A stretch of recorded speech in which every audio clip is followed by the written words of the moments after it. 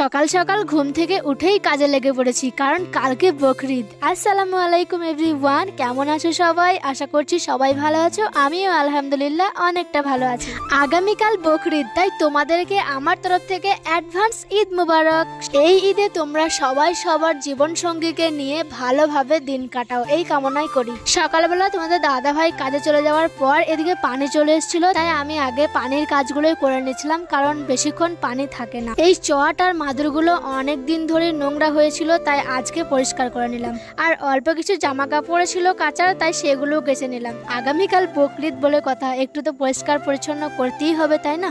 মুসলিম ধর্মে ঈদ আর বকরিদের দিন সবার কাছে স্পেশাল, তাই সবাই এই দিনটাকে ভালোভাবে কাটাও। জানি না এবছর আমার ঈদ কেমন কাটবে, কেমন আর কাটবে। প্রবাসীদের ঈদ যেমন কাটে আমারও তেমনই কাটবে। এই প্রথমবার বাড়ির সবাইকে ছেড়ে ঈদ আর বকরিদটা আমাকে কাটাতে হচ্ছে। বাড়ির সবাইকে ছেড়ে এই ঈদ আর কোরবানি করাটা ভীষণই কষ্টকর, কিন্তু আমার কাছে মনে হয় জীবনের স্পেশাল দিনগুলো স্পেশাল মানুষের সাথেই কাটানো দরকার। আমার কাছে আমার স্পেশাল মানুষ আমার হাজবেন্ড, আর তাকে ছাড়া আমার ঈদ কোরবানি একদমই অসম্পূর্ণ। আমি বাড়িতে থাকবো আর বর্মশাই প্রবাসে থাকবে, সেরকম হলেও কিন্তু ঈদ কোরবানি একদমই ভালো কাটে না।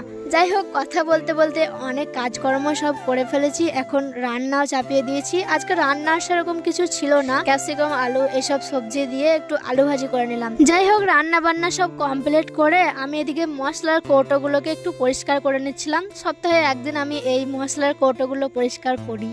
আর গতকালকে কিছু সবজি বাজার করে নিয়ে আসছিলাম, সেগুলো কিন্তু গুছিয়ে রাখাও হয়নি, তাই সব বাজারগুলো আমি এক চুটকিতে একদম সুন্দর করে সাজিয়ে নিলাম। এখানেই আমি আলু পেঁয়াজ শাকসবজি সব রাখি, শুধু আমি না, অনেক প্রবাসীরাই এরকম ভাবে আলু পেঁয়াজগুলো রাখে। যাই হোক, সব কাজকর্মগুলো কমপ্লিট করে একেবারে গোসল করে আমি আর সান্দিয়া বেরিয়ে পড়েছি চারবিককে স্কুল থেকে পিক আপ করতে।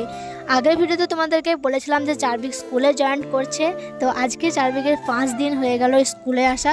চারবিক এখন নার্সারিতে পড়ছে। চারবিকের স্কুলের ছুটি হয় 2:45, আমরাও ঠিক টাইমেই পৌঁছে গেছিলাম। তো যাই হোক, তারপর আমরা বাড়িও চলে এসেছিলাম। এসে একটু খাওয়া দাওয়া করে রেস্ট করে আমি ছাদে চলে গেছিলাম স্ক্রিপ্ট লিখতে। আর আজকে মনটা খুব একটা ভালো ছিল না, তাই ভালোভাবে ভ্লগ করতেও পারি নাই। তো আজকের এই ভিডিওটা এই পর্যন্তই। কেমন লাগলো জানিও। আবার চলো দেখা হচ্ছে তোমাদের সাথে নেক্সট কোন একটা ভিডিওতে। সবাই ভালো থাকো, সুস্থ থাকো, আল্লাহ হাফেজ।